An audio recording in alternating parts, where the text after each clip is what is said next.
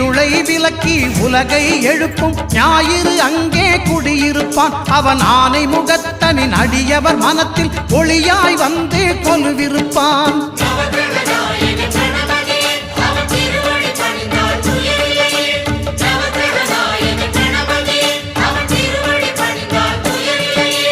ஒன்பது கோளும் ஒன்றாய் காண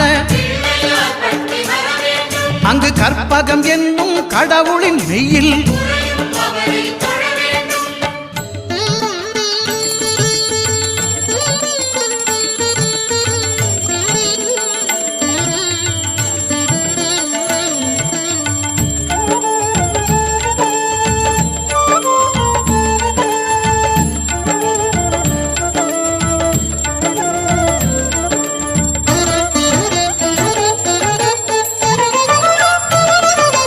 திங்கள் பகவான் திருமுகம் காண